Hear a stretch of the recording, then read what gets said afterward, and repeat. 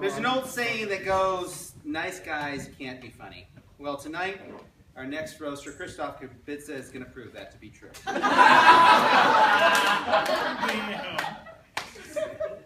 English is Christoph's second language, but if you've ever heard his speeches, you think it's his fifth.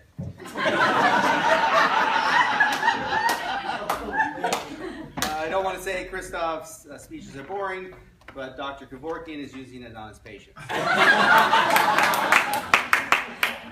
A couple years ago, Christoph won the Trailblazer Award, which is Toastmasters' way of saying, we have no idea what the fuck you're doing. Please help me welcome our next roaster, Christoph Kubitza.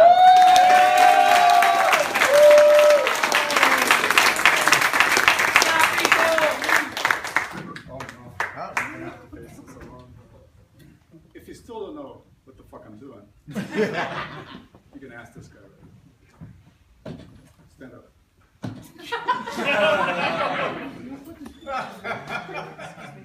He is supposed to understand what I'm talking about.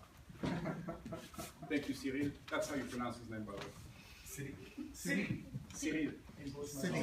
That's my cousin's name, too. Yeah, you can. You know this? Merci, Christoph. De rien, mon ami. I used to wear the same red shoes that he does today, so that we have a connection. Red shoes. Those are our national colors. Maria? Christoph? I think we owe you a presence here in our club, thanks to this gentleman here. Who, by the way, if he's not famous for throwing up in Bob's bathroom, or being the only person throwing up in Bob's bathroom, he's the first one to throw up in front of Bob's porch and door. And I know because I have to clean it up. And then I have to take him home. And we still love you. I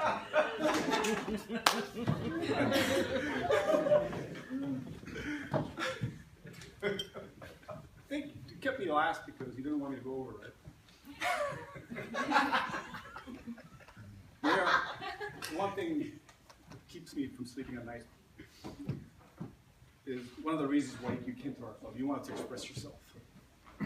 The one thing she expresses herself about the most in any of her speeches is, guess what? Farts. Butts! And I'm not talking about crutch words.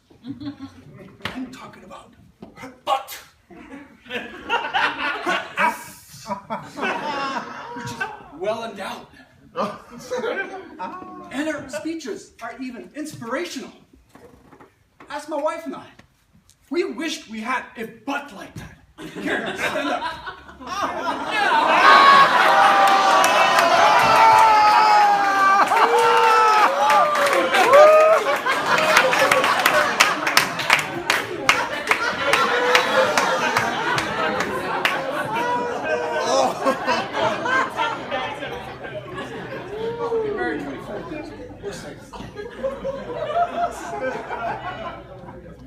Ryan, I feel for you. If I was kept on a leash like you are, I'd be suffering. I wouldn't be able to bug my friend. Here, Sapito. Because poor Ryan is famous for sitting in the back of the room reading. He kept on being quieter later in his days with our club. Eventually he joined us. But in the early days, we couldn't get him to stop talking.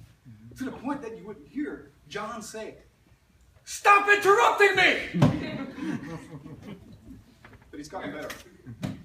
He's gotten better. Because he's been washing his ears every morning and listening to what you tell him. If you still don't know what the fuck I'm talking about.